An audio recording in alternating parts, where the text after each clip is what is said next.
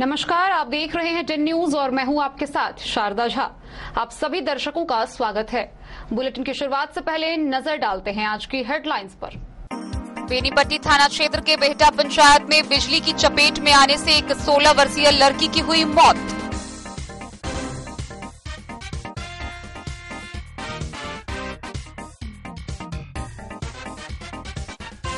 Corona टीकाकरण में भारत ने रचा इतिहास, 100 करोड़ टीकाकरण का ऐतिहासिक मुकाम किया हासिल।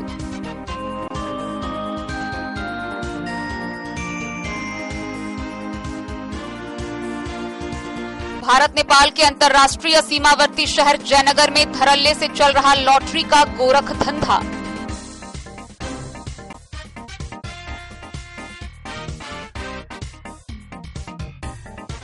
राजनगर के बसंतपुर में निवर्तमान मुखिया प्रत्याशी के समर्थकों ने ग्रामीणों के साथ की मारपीट।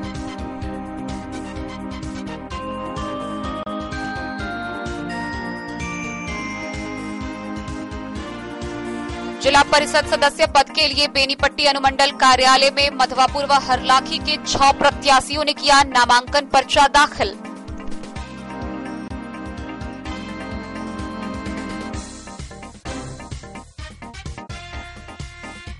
रुक रुक कर हो रही बारिश से जिले भर में बढ़ी लोगों की परेशानी, बिस्फी की सड़कें झील में तब्दील।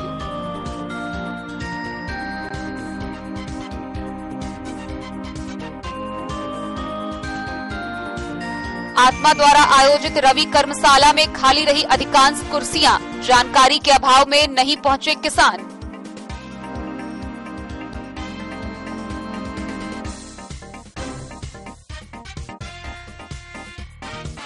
घुघडीहा प्रखंड स्वराज विकास संघ ने जयनगर के खैरामाट गांव में चलाया हाथ धुलाई दिवस।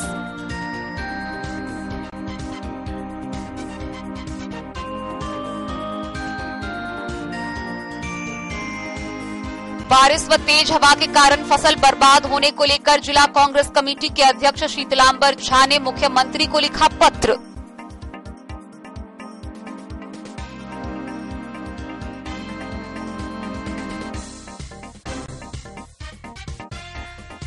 मधुबनी जिले के राजनगर खजौली प्रखंड में चौथे चरण का चुनाव हुआ संपन्न।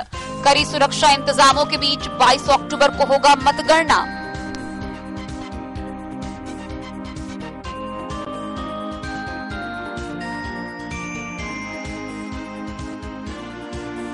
मधुबनी समाहरणालय में जिला पदाधिकारी ने राजनगर व खजौली प्रखंड में होने वाले मतगणना कार्य को लेकर अधिकारियों के साथ की बैठक, दिए कई निर्देश।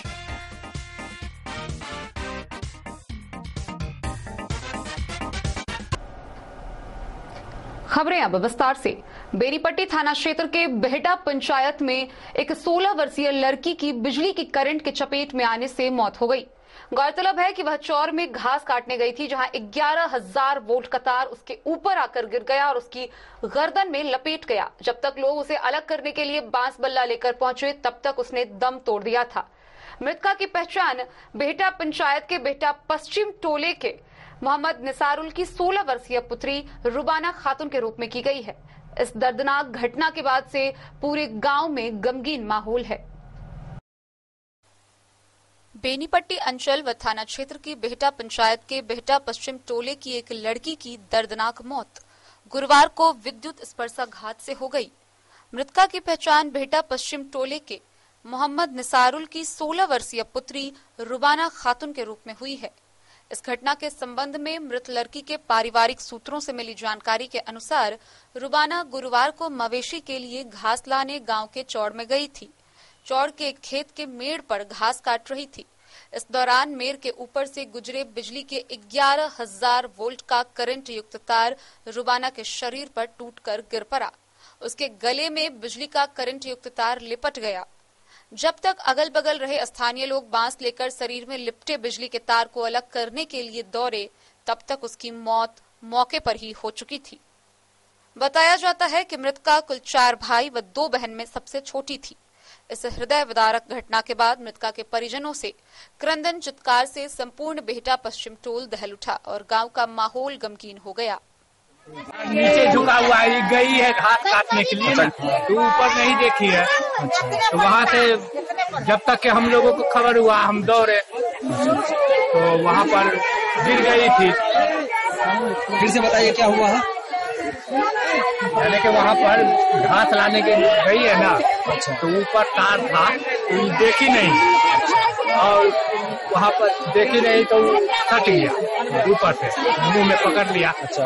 हम लोगों को खबर हुआ तो हम लोग गए दौड़े बांस लेकर के, जब तक के गिर गई थी पानी में गिर गई थी, तो हम लोग बांस बढ़ा करके और उसको दुपट्टा में लगा करके और खींचे। तब जाके लाए जी, तब कंधा पर उठा करके लाए।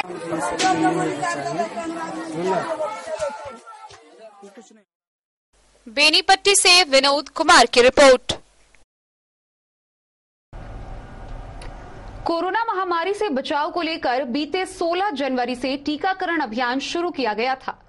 गौरतलब है कि मात्र 9 माह के अंदर 100 करोड़ लोगों को टीकाकृत करने का लक्ष्य हासिल कर भारत ने एक नया मुकाम हासिल किया है। आखिरकार 100 करोड़ लोगों को टीकाकरण किया जा चुका है। गौरतलब है कि इसको लेकर स्वास्थ्य विभाग के द्वारा विभिन्न स्वास्थ्य केंद्रों पर दीपोत्सव भी बनाया गया। अब 100 करोड़ लोगों के टीकाकृत हो जाने के बाद कोरोना से लड़ने का जज्बा लोगों में और जाग चुका है। आखिरकार वह समय आ ही गया जब लाखों लोगों की सतर्कता व भागीदारी से समय से पूर्व ही देश भर में 100 करोड़ से अधिक लोगों के टीकाकरण के लक्ष्य को पूरा कर लिया गया। इस जादुई आंकड़े को छूने के बाद कोरोना को हराने के लिए एक जज्बा जाग उठा है। विश्वास है इसी तरह आगे बढ़ते रहे तो सभी लोगों को प्रतिरक्षित कर दिया जाएगा। गौरतलब है कि 16 जनवरी से टीकाकरण शुरू की गई थी और 9 माह में ही 100 करोड़ लोगों का टीकाकरण कर दिया गया। Civil surgeon doctor Sunil Kumar Jha ने बताया, यह दौड़ काफी उतार चढ़ाव वाला रहा है।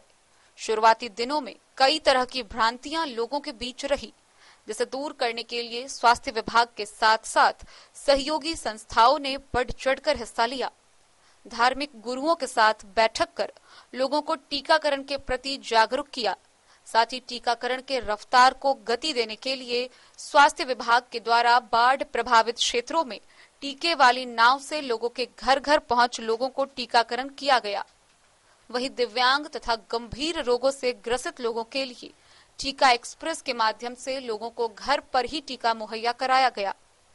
अब स्वास्थ्य विभाग के द्वारा आशा कार्यकर्ता के माध्यम से घर घर टीकाकरण से वंचित लोगों का सर्वे कराया जा रहा है, ताकि छूटे हुए टीकाकरण के लक्ष्य को पूरा किया जा सके। सर्जन ने बताया, यह जिला के लिए गर्व की बात है। मधुबनी जिले में अब तक 19 लाख से अधिक लोगों को प्रथम डोज का टीकाकरण दे दिया जा चुका है। वहीं 5 लाख से अधिक लोगों ने दूसरे डोज का टीका ले लिया है। गुरुवार को स्वास्थ्य विभाग जिला सहित सभी प्रखंड के 9 to 9 टीकाकरण केंद्रों पर दीपोत्सव मनाया गया। महामारी के उस दौर में जब लोग कोविड का टीका लेने से कतरा रहे थे, तब सिविल सर्जन ने खुद जागरूकता की कमान संभाल रखी थी। सिविल सर्जन तथा केयर इंडिया के DTL महेंद्र सिंह सोलंकी के द्वारा विशेष समुदाय के साथ बैठक कर टीकाकरण के प्रति जागरूक किया गया। इसके साथ ही भ्रांतियों को दूर करने के लिए कम्युनिकेशन टास्क फोर्स का भी गठन किया गया था। सभी सदस्यों को अलग अलग जिम्मेदारी सौंपी गई थी। तब जाकर लोगों में टीकाकरण के प्रति जागरूकता बढ़ी और आज यह उपलब्धि हासिल हुई है। अभियान की सफलता में स्वास्थ्य विभाग, जिला प्रशासन के साथ साथ care India, UNICEF, path, WHO, सफार, चिकित्सक, नर्स, आशा, आंगनबाड़ी, जीविका, शिक्षा विभाग, जनप्रतिनिधि और सहयोगी संस्थाओं का भी काफी योगदान महत्वपूर्ण रहा। Civil surgeon doctor Sunil Kumar Jha ने बताया, स्वास्थ्य विभाग ने रणनीति के तहत लोगों का टीकाकरण किया, जिसमें पहले स्वास्थ्य कर्मी, फिर फ्रंटलाइन वर्कर तथा 60 वर्ष के ऊपर के लोगों के तहत टीका किया गया। साथ ही अभियान की सफलता में जिले में 9 to 9 टीकाकरण, टीका एक्सप्रेस, विशेष टीकाकरण अभियान, महिलाओं के लिए विशेष पिंक बूथ व्यवस्था, दिव्यांगों के लिए drive through corner, second dose के लिए अलग से टीकाकरण की व्यवस्था सुनिश्चित की गई।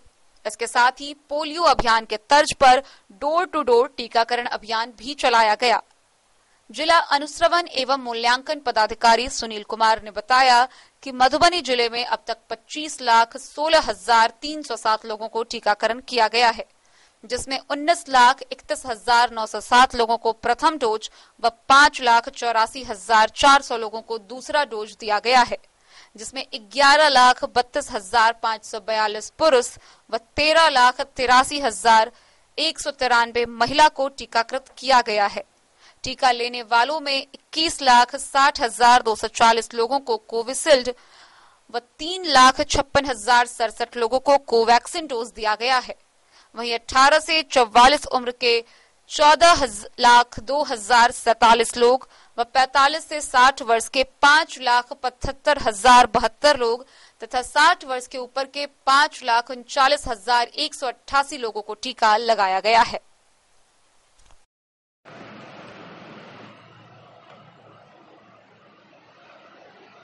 आज 21 अक्टूबर का दिन है और ये संपूर्ण राज्य के लिए, समूचे राष्ट्र के लिए गर्व की बात है, इसलिए कि हम लोगों ने 100 करोड़ के जादुई आंकड़े को हम लोगों ने छुआ है और ये निर्देश है कि हम लोग आज इसको सेलिब्रेट करेंगे। आज सेलिब्रेट करेंगे, इसलिए सेलिब्रेट करेंगे कि एक ऐसी बीमारी, एक अनजान बीमारी जो झोंका की तरह है और जिसने लाखों लोगों का जान ले लिया, उससे लड़ने में हम सक्षम हो पा रहे हैं इसी वैक्सीनेशन की रूपी हथियार से। और उस फिगर को बिहार ने 6 करोड़, समूचे इंडिया में 100 करोड़ का आंकड़ा हम लोगों ने पार कर लिया है और वक्त से पहले। इसलिए ये हम लोग के लिए आज राष्ट्र और राज्य के लिए गर्व की बात। आज के दिन आप मीडिया से यही अपील करना चाहेंगे कि आप भी हमारे इस महती अभियान में आप लोग सहयोग करते आए हैं और भी सहयोग करें। किस रूप में? वो इस रूप में कि अभी आप जान रहे हैं कि हमारे यहाँ दिवाली और छठ में लाखों की संख्या में लोग आएंगे, मजदूर बाहर के राज्यों से, और बाहर के राज्यों में बहुत सारे ऐसे राज्य हैं जहाँ अभी भी प्रिवेलेंस इंसिडेंस हम लोग के यहाँ से ज़्यादा है। हो सकता है कि वेरिएंट भी वहाँ अलग हो और वो वेरिएंट यहाँ पर उसको फर्टाइल ग्राउंड मिलेगा और वो पूरा फैलेगा और फिर हम लोग उसी चपेट में न आए। इसलिए आप लोगों से ये अपील है कि आप जितने भी आएंगे बाहर से माइग्रेंट्स, उनको अपने पत्रकारिता के माध्यम से, अपने चैनल के माध्यम से उन लोगों को ये मैसेज देने का प्रयास करें कि वो हमारी व्यवस्था हर जगह है। सुदूर इलाकों में भी हमारी व्यवस्था है टेस्टिंग की और वैक्सीनेशन की। टेस्टिंग करा के जान लेना है कि वो किस स्थिति में है, उनमें वो वायरस है, इन्फेक्टेड है, वो ये पता चलेगा टेस्टिंग से। और अगर वो अभी तक प्रोटेक्टेड नहीं है तो वो वैक्सीनेट हो जाए। अगर उन्होंने फर्स्ट डोज लिया वहाँ और उनका सेकंड डोज ड्यू है तो ले लें। हमारे यहाँ भी कोवैक्सीन, कोविशील्ड दूर हम लोग करीब डेली अभियान चल रहा है और इसीलिए आपसे सहयोग की अपील करते हैं कि माइग्रेंट लेबर्स को आप उन लोगों को उत्प्रेरित करें कि टेस्टिंग करा लें और वैक्सीनेट करा लें। और एक और भी चीज़ आपको कहेंगे कि हम लोग का इस मधुबनी जिले का योगदान 100 करोड़ में 25 लाख का मान के चल सकते हैं। 100 करोड़ में 25 लाख हम भी हैं और वो हमने किया है। आप जान रहे हैं कि हम लोग का टेस्टिंग, ट्रैकिंग एंड ट्रीटिंग ये तीन इसी पर चल रहे हैं। हम लोग जितने भी लोग बाहर से आ रहे हैं, प्लस मेरा कोविड फिर से सर उठाए और हम डिटेक्ट न कर पाए टाइमली तो फिर से वो बड़े प्रोपोर्शन में फैल जाएगा। इसीलिए सख्त निर्देश है कि जिले को 9,000 टेस्ट करना है पर डे, इंक्लूडिंग 1650 RT-PCR। आप जानिए कि कल पूरे दिन बारिश होती रही, उसके बावजूद भी हम लोगों ने 5,000 का फिगर क्रॉस किया कल, और करीब 1500 जाँच इतनी बारिश में भी हम लोगों ने पूरा किया। और हम लोग अभी भी मतलब करीब 15-16 लाख जाँच हम लोग कर चुके हैं और वो जांच चलता ही रहेगा। छठ तक में हम लोग को जिले पूरे राज्य को 2 लाख जांच पर डे करना है। उसमें 9,000 का योगदान मधुबनी जिले का रहेगा। उसमें पूरा डेली डीएम साहब भी बीसी करते हैं, हम लोग भी बीसी करते हैं, और हम लोग भी हमेशा ही डेली मोटिवेट और मॉनिटर और प्लस उन लोग को डायरेक्ट करते हैं कि अपना अचीव कीजिए। हमारे जितने भी कर्मी हैं, पैरामेडिकल हों, एलटीज़ हों, पैरामेडिकल लाइक एलटीज़ हों, वैक्सीनेटर्स हों, हम लोगों ने डाटा ऑपरेटर्स की सुविधा हम लोग को दी गई कि डाटा ऑपरेटर्स कम हो रहा हो तो डाटा ऑपरेटर्स को हायर कीजिए, वैक्सीनेटर्स को हायर कीजिए। हर लेवल पर हमको सरकार द्वारा समय समय पर दिशा निर्देश मिलता है और संसाधन भी उपलब्ध कराए जाते हैं, और हम लोग जागरूक हैं और सतत प्रयत्नशील हैं और हम लोग अचीव कर रहे हैं। मधुबनी से फिरोज आलम की रिपोर्ट। भारत नेपाल के अंतर्राष्ट्रीय सीमावर्ती शहर जयनगर में महामारी की तरह ही धड़ल्ले से लॉटरी का गोरख धंधा चल रहा है। सूत्रों से मिली जानकारी के मुताबिक इसमें अधिकारियों का भी उतना ही वश है। एक जानकारी से सभी रूबरू है। जयनगर के सभी छोटे बड़े व्यापारियों को मिलाकर तकरीबन 3 तरीके से लॉटरी का गोरख धंधा चलाया जा रहा है, लेकिन अब तक इस पर कोई कार्रवाई नहीं हो रही है। भारत नेपाल अंतर्राष्ट्रीय सीमावर्ती शहर जयनगर में महामारी की तरह लॉटरी का गोरख धंधा बड़े पैमाने पर फैल रहा है। प्रशासन और सफेद पोश के संरक्षण में करोड़ों रुपए का कारोबार प्रत्येक महीना किया जा रहा है। महीना चुंगी देकर शहरी क्षेत्र के विभिन्न जगहों पर छोटे बड़े लॉटरी कारोबार माफियाओं के द्वारा प्रतिबंधित लॉटरी की बिक्री खुलेआम की जा रही है। हालांकि इन सभी बातों की जानकारी स्थानीय प्रशासन को होने के बावजूद प्रशासन कार्रवाई करने में विफल है। जानकार सूत्रों ने बताया कि जयनगर शहरी क्षेत्रों में 3 बड़े लॉटरी सिंडिकेट के माध्यम से छोटे व्यापारी व सड़क छाप लोगों को लॉटरी बेचने के लिए दिया जाता है। सूत्रों ने बताया कि कोरोना महामारी का मार झेल चुके लोग फर्श से अर्श तक पहुंचने के लिए लॉटरी के महाजाल में फंसकर अपना सब कुछ लुटा लेता है। गरीबी और तंगी से उबरने के लिए लोग लखपति से खाकपति बन रहे हैं। बावजूद लोग लॉटरी के इस खेल में प्रतिदिन अपने भाग्य को आजमा रहे हैं। सूत्रों ने बताया कि जयनगर शहरी क्षेत्र के महावीर चौक, रेलवे स्टेशन रोड का मार्केट, सोनापट्टी, भेलवा चौक, शहीद चौक व सहारा इंडिया गली में लॉटरी सिंडिकेट के द्वारा प्रत्येक दिन लाखों रुपए की लॉटरी बेची जा रही है। सूत्रों ने बताया कि प्रशासन के निचले स्तर के कर्मी के माध्यम से लॉटरी माफियाओं से महीना वसूल कराया जाता है।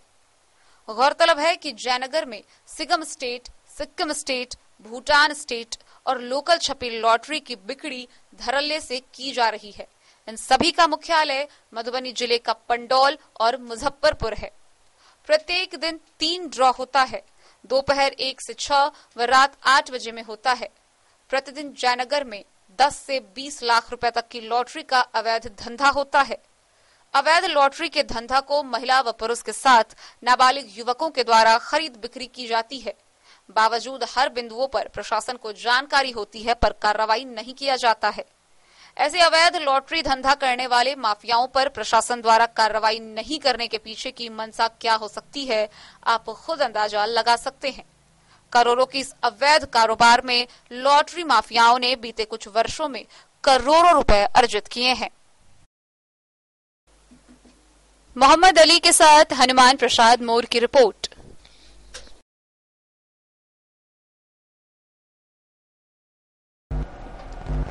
राजनगर थाना क्षेत्र के वसंतपुर पंचायत में मुखिया प्रत्याशी के समर्थकों द्वारा ग्रामीण के साथ मारपीट करने का मामला सामने आया है।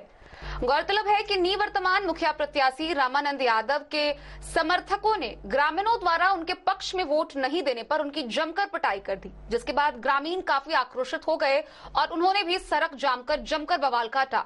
बाद में वरीय अधिकारी के पहुंचने के बाद आश्वासन के बाद मामले को शांत कराया गया। मामला भरिया विशनपुर पंचायत का है। गौरतलब है कि निवर्तमान मुखिया रामानंद यादव व उसके समर्थकों ने वोट नहीं देने का आरोप लगाकर भड़िया बिशनपुर के ग्रामीणों के साथ जमकर मारपीट की, जिसकी सूचना स्थानीय पुलिस को दी गई। लोगों ने देर से पुलिस के पहुंचने का आरोप लगाकर मधुबनी राजनगर मुख्य सड़क को जमकर बवाल काटा। सूचना पर वरीय अधिकारियों के समझाने बुझाने व कार्रवाई का आश्वासन के बाद लोगों ने जाम खत्म किया।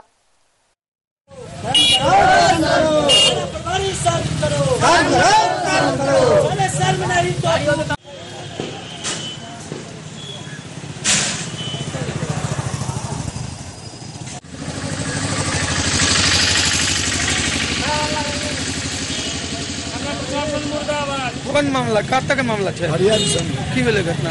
भरिया विषय बोले रामानंद एक एक आदमी को मार रहा है। ये कहता है कि तुम वोट नहीं दियो, हर घर में मारे और हमको भी पकड़ता है, गोली मार रहे हैं। तो बोला है जी पुलिस क्या कर रही? पुलिस सर हम इनको फोन किए, 2 बार फोन किए तो बोले कि सर हम नहीं आएंगे। हम बोले सर मार रहा है तो नहीं जाएंगे, हम वहाँ अप्लीकेशन लेकर फिर वहाँ गए सर तो मारने के लिए तो गए। क्या नाम आपका? जी अनिरुद्ध कुमार यादव।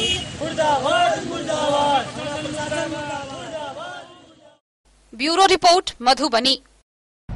खबरों का सिलसिला जारी रहेगा। जल्द ही लौटेंगे एक छोटे से ब्रेक के बाद। आप बने रहिए हमारे साथ। आयुर्वेद अपनाएं, निरोगी जीवन पाएं। IMC के आयुर्वेदिक प्रोडक्ट अब आपके शहर मधुबनी में भी उपलब्ध है। स्वस्थ और निरोगी जीवन के लिए स्वदेशी आयुर्वेदिक प्रोडक्ट वर्षों से करोड़ों ग्राहक का विश्वसनीय IMC लेकर आया है आपके लाभ और सुविधा के लिए विभिन्न आयुर्वेदिक औषधि। कब्ज हो या पेट दर्द, बालों का झरना हो या वजन का घटना, डायबिटीज की समस्या हो या फिर परेशान कर रहा हो लो या हाई ब्लड प्रेशर, जोड़ों के दर्द से लेकर आंखों की रोशनी बढ़ाने में कारगर है विभिन्न औषधि। साइड इफेक्ट की चिंता नहीं, स्वस्थ जीवन की पूरी गारंटी। IMC आयुर्वेदिक प्रोडक्ट तो करोड़ों भारतीयों के विश्वास को आप भी अपनाएं और जीवन को निरोग बनाएं। पता याद रखें, संजीत ट्रेडर्स, चभच्चा चौक, मधुबनी। आपके घर में है शादी, वर्षगांठ या मुंडन या कोई भी सामूहिक आयोजन, तो आपके लिए सबसे बेहतर है शैल सीता मंडपम। जी हाँ, मधुबनी शहर से सटे रामपट्टी हाट के समीप है शैल सीता मंडपम। यहाँ विभिन्न प्रकार के सामूहिक आयोजन की पूरी व्यवस्था है। विवाह, वर्षगांठ, जन्मदिन और सभी सामूहिक सभाओं के आयोजन के लिए भव्य हॉल की व्यवस्था है। साथ साथ किचन और पार्किंग स्थल की भी पूरी व्यवस्था है। Catering, tent, light and sound, videography सभी सुविधाओं से लैस है रामपट्टी स्थित शैल सीता मंडपम। आकर्षक सजावट से सजा साफ सुथरा स्वच्छ परिसर के साथ शैल सीता मंडपम। तो अब किसी भी सामूहिक आयोजन के लिए ना हो परेशान, शैल सीता मंडपम है इसका समाधान। पता याद रखेंगे, शैल सीता मंडपम, रामपट्टी हाट के समीप, मधुबनी। बेहतरीन साड़ियों एवं रेडीमेड कपड़ों का अनूठा संगम, बॉम्बे फैशन। शादी हो या कोई त्योहार, हर तरह के खास आयोजन में आपको पसंद आएंगी यहाँ के डिजाइनर, कामदार एवं बेहतरीन साड़ियाँ। यानी अगर आप चाहते हैं सभी प्रकार की कामदार, फैंसी, बनारसी, प्योर सिल्क, सूती साड़ियाँ, सलवार सूट और लहंगा चुन्नी, तो सोचने की जरूरत नहीं, आए बॉम्बे फैशन। हम रखते हैं आपकी पसंद का ख्याल। शर्टिंग, सूटिंग एवं ब्रांडेड रेडीमेड कपड़े भी मिलेंगे आपको उचित मूल्य पर। यही नहीं, बच्चों के कपड़े बाजार से कम कीमत पर यानी होलसेल रेट पर प्राप्त करें। पता याद रखें, बॉम्बे फैशन, महिला कॉलेज रोड, मधु। होटल गोकुल राज।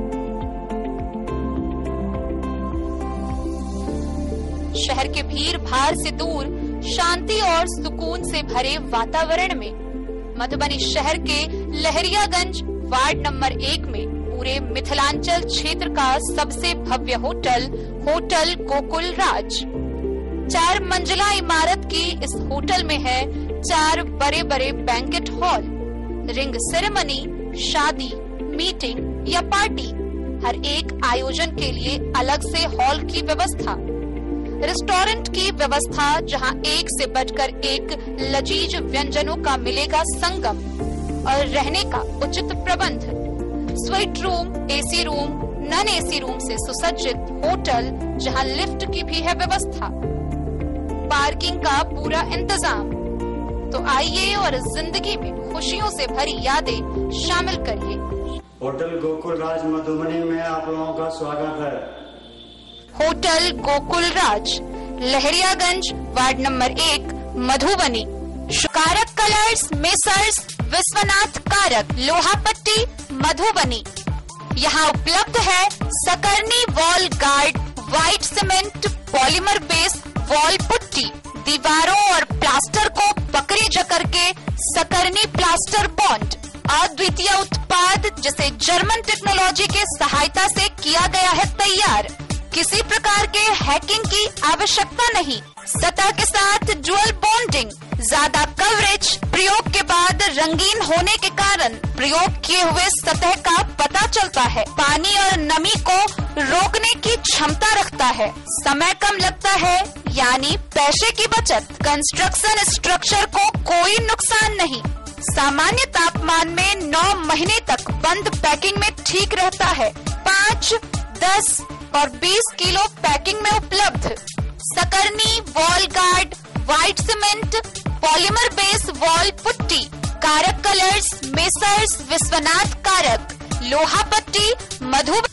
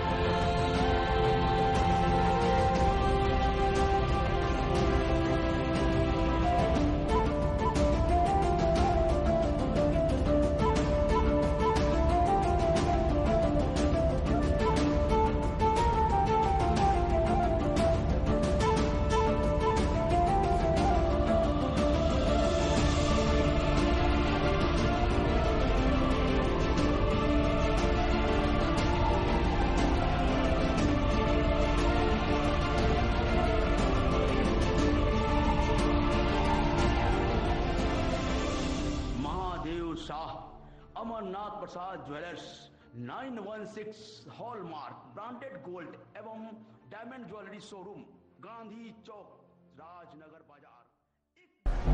बेनीपट्टी अनुमंडल कार्यालय प्रकोष्ठ में अनुमंडल पदाधिकारी अशोक कुमार मंडल की अध्यक्षता में मधवापुर व हरलाखी प्रखंड से जिला परिषद सदस्य पद के लिए कुल 6 प्रत्याशियों ने नामांकन पर्चा दाखिल किया।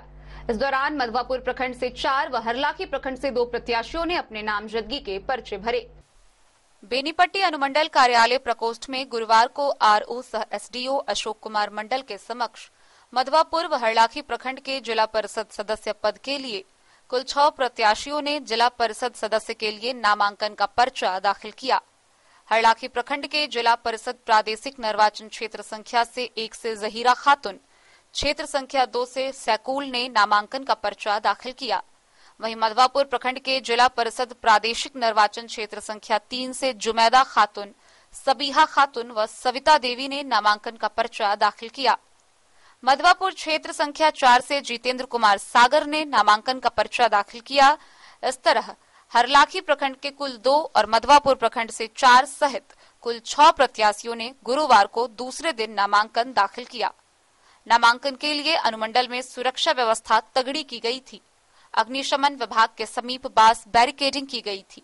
हालांकि बैरिकेडिंग के बावजूद प्रत्याशी के समर्थक अनुमंडल परिसर में चहलकदमी करते नजर आए, जबकि नामांकन के लिए सुरक्षा के दृष्टिकोण से पुलिस बल व चौकीदार को प्रतिनियुक्त किया गया था। क्या नाम है आपका? मोहम्मद शब्बीर।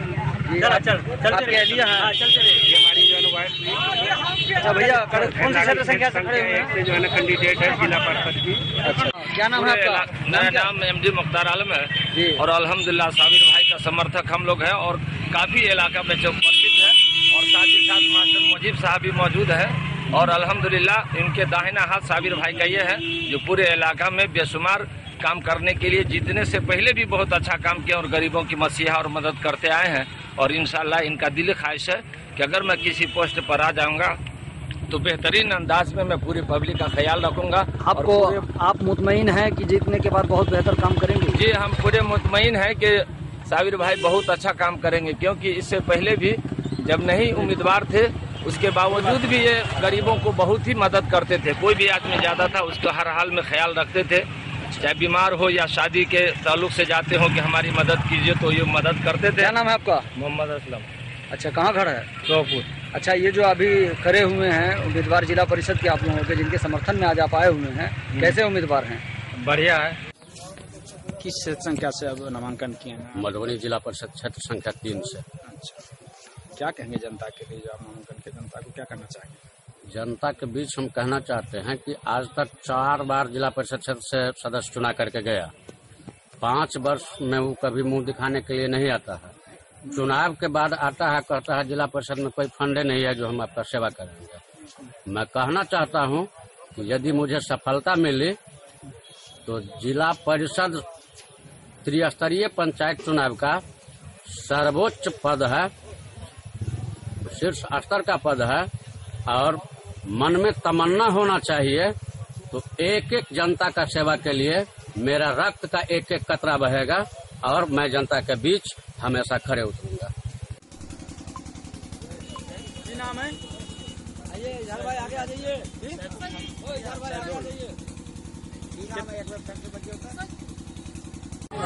नामांकन कौन पद के लिए अभी है?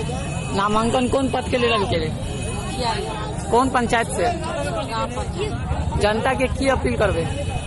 जनता के लिए अपील करबे कि हमार जनता के आशीर्वाद हमारा साथ है, हमारा और कुछ हमार। बेनीपट्टी से विनोद कुमार की रिपोर्ट। पिछले 3 दिनों से लगातार हो रही रुक रुक कर तेज बारिश के कारण जिले भर में परेशानी बढ़ गई है। बिस्फी प्रखंड के कई गांवों की सड़कें झील में तब्दील हो गई है, जिससे लोगों को आवाजाही में काफी परेशानियों का सामना करना पड़ रहा है। वहीं दूसरी तरफ खेतों में पानी लगने के कारण किसानों का भी बुरा हाल है। बिस्फी प्रखंड क्षेत्र में सोमवार से हो रही रुक रुक कर मूसलाधार बारिश से लोगों की परेशानी बढ़ गई है। तेज हवा व आंधी के साथ झमाझम बारिश होने से लोगों की परेशानी काफी बढ़ गई है। रुक रुक कर हो रही बारिश से प्रखंड क्षेत्र की कई मुख्य सड़कें झील में तब्दील हो गई, जिससे आवागमन की गंभीर स्थिति उत्पन्न हो गई। खासकर मुख्य सड़कों पर बने गड्ढे में बारिश का पानी भर गया है, जो घटनाओं को आमंत्रण दे रहा है। नूरचक चौक, चूरी मार्केट, खैरी बांका हनुमान मंदिर के निकट, कोरियानी, बसबरिया, उसराही, छछुआ सहित अन्य सड़क में बारिश का पानी जमा हो जाने से लोगों को कहीं आने जाने में काफी परेशानी उत्पन्न हो गया है। बारिश होने के कारण लोग पूरे दिन घर में ही दुबके रहे। बुधवार की शाम कुछ देर के लिए बारिश रुकी तो खाने पीने की सामग्री खरीदने को लेकर लोगों की चहल पहल बाजार चौक चौराहे पर देखने को मिला। इसके बावजूद भी विभागीय पदाधिकारी सड़क की मरम्मती की दिशा में कोई सकारात्मक कदम नहीं उठा रहे हैं, जिससे लोगों में काफी आक्रोश है। बिस्फी से सत्यनारायण यादव की रिपोर्ट। मधुबनी में आत्मा कार्यालय के द्वारा किसानों के लिए रवि कार्यशाला का आयोजन किया गया। इस आयोजन के दौरान कृषि वैज्ञानिक से लेकर अधिकारी तक अच्छी संख्या में मौजूद थे, मगर जानकारी के अभाव में किसानों के लिए लगी कुर्सियां खाली पाई गई। आत्मा कार्यालय के द्वारा कार्यशाला का आयोजन जिला आत्मा कार्यालय में किया गया था। इस कार्यशाला में अधिकारी व कृषि वैज्ञानिक अच्छी संख्या में मौजूद थे, लेकिन किसानों की संख्या कितनी रही इसका अंदाजा खाली कुर्सियों से आसानी से लगाया जा सकता है। गौरतलब है कि 10 वर्षों से ज्यादा से जिला आत्मा कार्यालय में कार्यरत कर्मियों के भ्रष्टाचार का नतीजा है कि किसानों तक जानकारी व सूचना का अभाव ही था, जिस कारण किसानों की उपस्थिति इस कार्यशाला में कम रही। हालांकि इसको लेकर जिला कृषि पदाधिकारी ने कुछ भी बताने से इनकार कर दिया।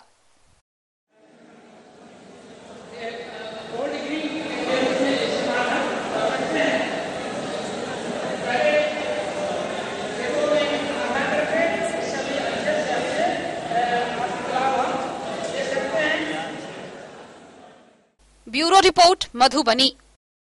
जयनगर प्रखंड के खैरामाट गांव समेत कई शिक्षण संस्थानों में घुघडीहा प्रखंड स्वराज्य विकास संघ के द्वारा WHH के सहयोग से विश्व हाथ धुलाई दिवस कार्यक्रम का आयोजन किया गया। इस दौरान शिक्षण संस्थानों में शिक्षकों व छात्र छात्राओं के बीच हाथ धुलाई के विषय पर जागरूक किया गया। घुघडीहा प्रखंड स्वराज्य विकास संघ के द्वारा WHH के सहयोग से विश्व हाथ धुलाई दिवस अभियान कार्यक्रम का आयोजन किया गया। जयनगर प्रखंड के खैरामाट गांव एवं शैक्षणिक संस्थानों में विश्व हाथ धुलाई दिवस मनाया गया। कार्यक्रम में शिक्षक के साथ छात्रों और ग्रामीण ने उत्साहपूर्वक भाग लिया। बच्चों और ग्रामीण को बताया गया कि हाथ धोने के लिए लोगों में जागरूकता लाने के दृष्टिकोण से 2008 में ग्लोबल हैंड वॉश डे की शुरुआत की गई। विश्व भर में प्रत्येक वर्ष 15 अक्टूबर को विश्व हाथ धुलाई दिवस मनाया जाता है। इस बार की थीम हमारा भविष्य हाथ में है, चलो एक साथ आगे बढ़ें। हाथ धोने से वायरस बैक्टीरिया के बढ़ने की क्षमता व खतरा कम हो जाता है। इससे कोरोना, फ्लू, टीबी एवं स्वास्थ्य संबंधी बीमारी पर यथासंभव नियंत्रण पाया जा सकता है।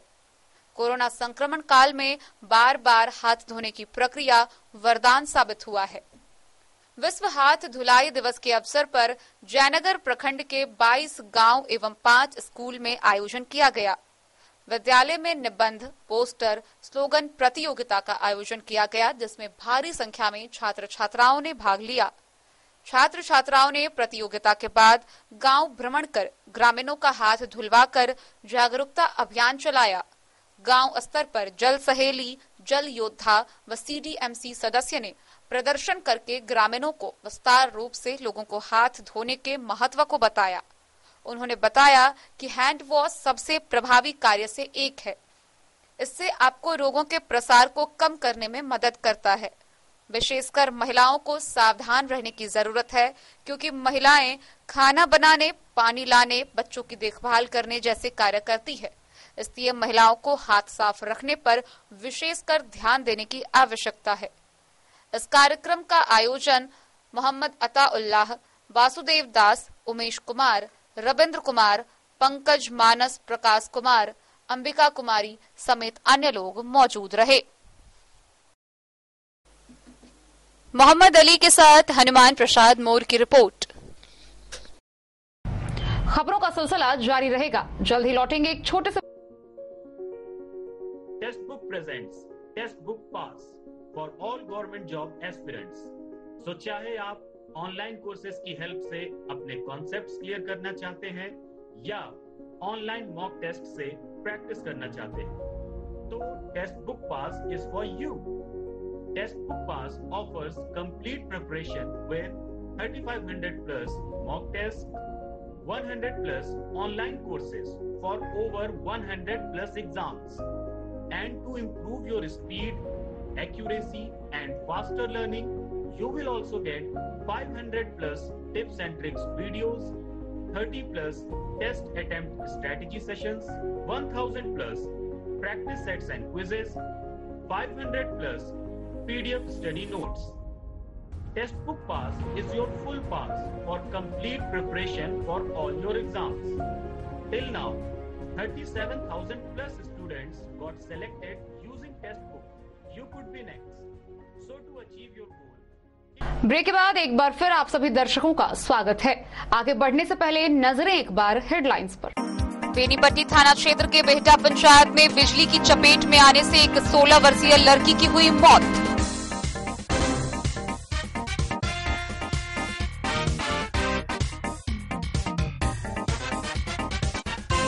कोरोना टीकाकरण में भारत ने रचा इतिहास, 100 करोड़ टीकाकरण का ऐतिहासिक मुकाम किया हासिल।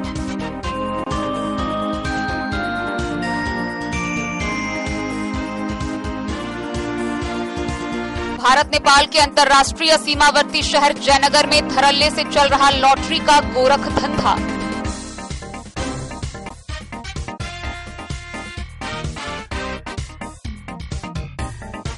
राजनगर के बसंतपुर में निवर्तमान मुखिया प्रत्याशी के समर्थकों ने ग्रामीणों के साथ की मारपीट।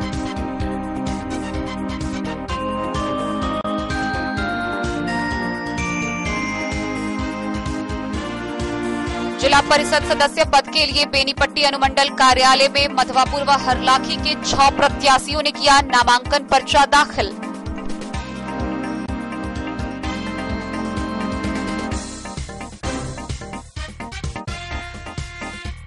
रुक रुक कर हो रही बारिश से जिले भर में बढ़ी लोगों की परेशानी, बिस्फी की सड़कें झील में तब्दील।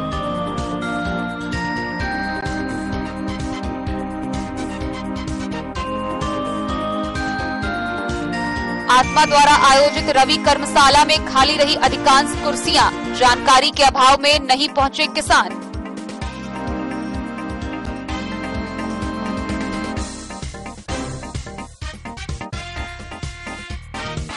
घुघटीहा प्रखंड स्वराज विकास संघ ने जयनगर के खैरामाट गांव में चलाया हाथ धुलाई दिवस।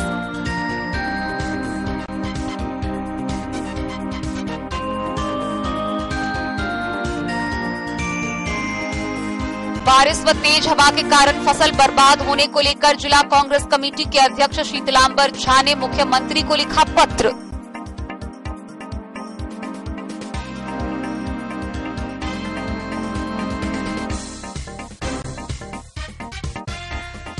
मधुबनी जिले के राजनगर खजौली प्रखंड में चौथे चरण का चुनाव हुआ संपन्न। कड़ी सुरक्षा इंतजामों के बीच 22 अक्टूबर को होगा मतगणना।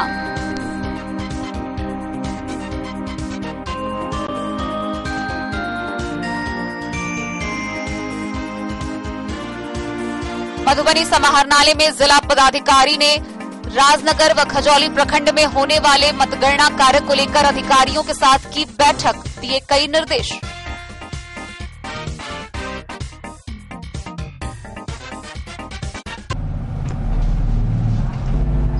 मधुबनी कांग्रेस जिला कमेटी के अध्यक्ष प्रोफेसर शीतलांबर झा ने प्रदेश के मुख्यमंत्री को पत्र लिखा है। उन्होंने पत्र के माध्यम से बताया है कि बीते कुछ दिनों से हो रही लगातार बारिश के कारण किसानों की स्थिति दयनीय हो गई है। इससे पहले मई माह में आई बाढ़ के कारण किसानों का फसल का नुकसान हो चुका है, जिसकी भरपाई अब तक नहीं की गई है। और फिर मानसून की बिदाई के बाद भी हो रही इस बारिश में किसानों की फसलें पूरी तरीके से बर्बाद हो गई है। जिला कांग्रेस कमेटी के अध्यक्ष प्रोफेसर शीतलांबर झा ने प्रेस विज्ञप्ति जारी की है। उन्होंने कहा है कि मधुबनी जिला में अत्यधिक बारिश व तेज हवा के कारण लगभग 80% खरीफ फसल बर्बाद हो गया है। इस संबंध में प्रोफेसर झा ने जिला पदाधिकारी के माध्यम से प्रदेश के मुख्यमंत्री नीतीश कुमार को पत्र भेजकर जिला के किसानों की व्यथा से अवगत कराया है। अपने पत्र में उल्लेख करते हुए याद दिलाया है कि पिछले मई माह से अत्यधिक वर्षा होने एवं बाढ़ से पहले भी किसानों का फसल, मूंग, सब्जी, आम का फसल, साथ ही धान का बीज बर्बाद हो गया था, लेकिन सरकार द्वारा किसी भी प्रकार की सहायता किसानों को आज तक नहीं किया जा सका, जिससे किसान हतोत्साहित हो गए और किसानों को विवश होकर जमीन को परती भी छोड़ना पड़ा था। अब एक बार फिर 3 दिनों से अत्यधिक वर्षा एवं तेज हवा से जिला के किसानों का जो कुछ खरीफ फसल लगा था वह भी लगभग समाप्त हो गया है। साथ ही बहुत से किसान दलहन की बुआई भी कर लिए थे, वह भी बर्बाद हो गया है। आगे की खेती रबी फसल पर भी बुरा प्रभाव पड़ा है। प्रोफेसर झा ने मुख्यमंत्री से आग्रह किया है किसानों के व्यापक हित में जिला के सभी किसानों को प्रति एकड़ कम से कम 25-25 हजार रुपए मुआवजा का प्रबंध कर शीघ्र भुगतान करे व किसानों की परती परी जमीन का भी उचित मुआवजा देने की मांग की है। मधुबनी से फिरोज आलम की रिपोर्ट।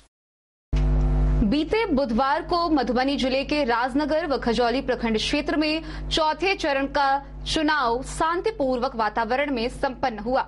इसको लेकर शुक्रवार को मतगणना किया जाएगा। मतगणना को लेकर पूरी तैयारी कर ली गई है। सुरक्षा व्यवस्था के कड़े इंतजाम किए गए हैं। 22 अक्टूबर यानी शुक्रवार को मतगणना होगी, जिसके बाद राजनगर के 2018 व खजौली के 1267 प्रत्याशियों के भाग्य का फैसला आएगा।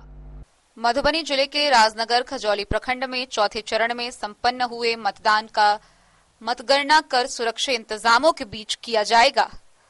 15 टेबल पर मतगणना का कार्य किया जाएगा, जिसके बाद 22 अक्टूबर को राजनगर के 2018 व खजौली के 1267 प्रत्याशियों के भाग्य का फैसला आएगा। इसके लिए मतगणना केंद्र पर बैरिकेडिंग की गई है। प्रत्याशियों के समर्थकों की भीड़ को नियंत्रित करने के लिए भारी संख्या में मजिस्ट्रेट के साथ पुलिस व सशस्त्र बलों के जवान तैनात रहेंगे। Bureau report, Madhubani. सोनपुर जिला के पहलेजा शाहपुर दियरा से एक लड़के के गुमशुदगी की खबर आई है। गौरतलब है कि उसके भाई ने स्थानीय थाना में आवेदन दिया है। लड़के का नाम रोहित उर्फ लिली है, जो कि मानसिक रूप से विक्षिप्त है। बीते 7 अक्टूबर को जब वह घर से निकला था तो उसने नीले रंग की शर्ट और नीले रंग की पैंट पहन के रखी थी। उसके भाई ने जानकारी साझा करते हुए बताया है कि उनका पता ग्राम सोनपुर छपरा सारण है, लेकिन लड़का मानसिक रूप से विक्षिप्त है, जिसके कारण वह केवल बलिया बलिया ही अपने मुंह से बोलता है। सारण जिला के सोनपुर से एक व्यक्ति के लापता होने की खबर आई है, जिसको लेकर उसके भाई सोनपुर थाना क्षेत्र निवासी पलहेजा शाहपुर गांव के लाल मोहन राय के पुत्र चंदन कुमार ने स्थानीय थाना में आवेदन दिया है। इसके तहत उन्होंने कहा है कि उसके भाई की मानसिक संतुलन खराब है। बीते 7 अक्टूबर को वह घर से लापता है। भाई दिखने में सांवला है, उसकी हाइट 5 फीट है। उसने नीले रंग का टी शर्ट पहन रखा है और नीले रंग का ही पैंट भी पहन रखा है। स्थानीय थाना में आवेदन देकर उन्होंने अपने भाई को खोजने की गुहार लगाई है। गौरतलब है कि जो व्यक्ति लापता है वह मानसिक रूप से विक्षिप्त है। उसका नाम रोहित उर्फ लिली है। उसके पिता का नाम लाल मोहन राय है।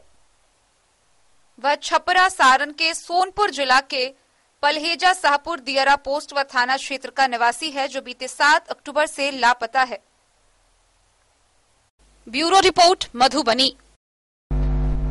पंचायत आम चुनाव के मद्देनजर जिले के जिला पदाधिकारी सह जिला निर्वाची पदाधिकारी अमित कुमार की अध्यक्षता में मधुबनी समाहरणालय में खजौली व राजनगर प्रखंड के निर्वाची पदाधिकारी समेत वरीय पदाधिकारियों के साथ एक विशेष बैठक हुई।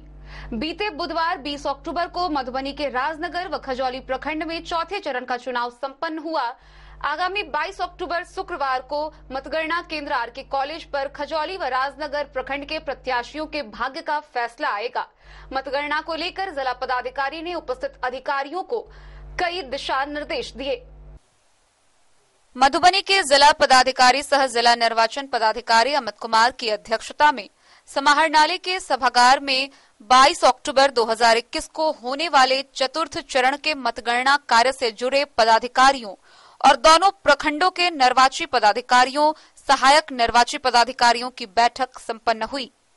गौरतलब है कि बीते 20 अक्टूबर को मधुबनी जिले के राजनगर व खजौली प्रखंड में पंचायत आम चुनाव संपन्न हुआ है, जिसके मतों की गणना का कार्य आरके कॉलेज में आगामी 22 अक्टूबर को किया जाना है। बैठक को संबोधित करते हुए जिलाधिकारी ने कहा कि जिले में पंचम चरण का चुनाव 24 अक्टूबर को होना है। ऐसे में मतगणना का कार्य 100 समय पूरा किया जाना आवश्यक है। इसके लिए मतगणना कार्य से जुड़े सभी अधिकारियों और मतगणना कर्मियों की सुबह 6 बजे मतगणना स्थल पर उपस्थिति अनिवार्य है। संबंधित निर्वाची पदाधिकारी और सहायक निर्वाची पदाधिकारी अपने साथ प्रतिनियुक्त मतदान कर्मियों को निष्पक्ष एवं पारदर्शी मतगणना संबंधी आवश्यक निर्देश देते हुए हर हाल में सुबह 8 बजे से मतगणना अवश्य प्रारंभ करवाना सुनिश्चित करेंगे। जनहित में सभी मतगणना प्रक्रिया को सुचारू रूप से गतिशील बनाए रखने के लिए जिलाधिकारी ने कई महत्वपूर्ण निर्देश दिए। उन्होंने कहा कि ये सुनिश्चित किया जाना चाहिए कि मतगणना कार्य आरंभ होने से पूर्व संबंधित पंचायत के किसी भी पद के उम्मीदवार अथवा उनके प्रतिनिधियों को माइक द्वारा उद्घोषणा कर उनके पंचायत की मतगणना प्रारंभ होने की सूचना दी जाए। उद्घोषणा की वीडियो रिकॉर्डिंग भी करवानी है। इतना ही नहीं, अनावश्यक भीड़ से बचने के लिए मतगणना के लिए निर्धारित पंचायतों के क्रम को सभी संबंधित लोगों में सोशल मीडिया द्वारा प्रचारित किया जाए। साथ ही पंचायत के क्रम की सूचना मतगणना स्थल पर प्रवेश द्वार जैसी जगहों पर फ्लेक्स लगाकर दी जाए। इससे उम्मीदवारों को अपने क्रम का पूर्व अनुमान रहेगा। उन्होंने निर्देश दिया कि मुख्य प्रवेश द्वार से पहली बार ऊपर के क्रम से 3 पंचायतों के उम्मीदवारों एवं प्रतिनिधियों को परिसर में प्रवेश करने की अनुमति होगी। इसके बाद पहले पंचायत के संबंधित उम्मीदवार अथवा प्रतिनिधि मतगणना कक्ष में प्रवेश पा सकेंगे।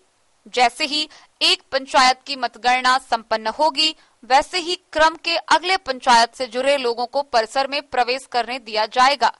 इस प्रकार एक बार में 2 पंचायतों के उम्मीदवार अथवा प्रतिनिधि अपनी बारी का इंतजार करेंगे और प्रत्येक बार केवल एक पंचायतों के उम्मीदवार अथवा प्रतिनिधियों को परिसर में प्रवेश करने की अनुमति होगी। इससे मतगणना का कार्य सुचारू रूप से संपन्न करवाने में सुविधा होगी। दोनों प्रखंडों के निर्वाची पदाधिकारियों को निर्देश दिया गया है कि किसी पंचायत की मतगणना की प्रक्रिया नियमानुकूल पूर्ण हो जाने के बाद विजेता उम्मीदवार को जल्द से जल्द प्रमाण पत्र प्रदान कर दें, जिससे अनावश्यक भीड़ भाड़ से।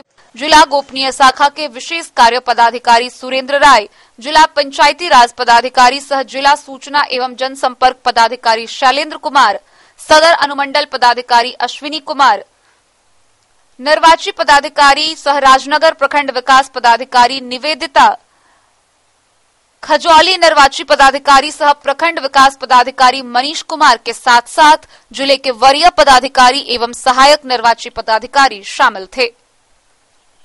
Bureau report, Madhubani. तो आज के लिए बस इतना ही। दीजिए पूरी टीम को इजाजत और मधुबनी की हर छोटी बड़ी खबरों के लिए देखते रहिए डेन न्यूज। नमस्कार।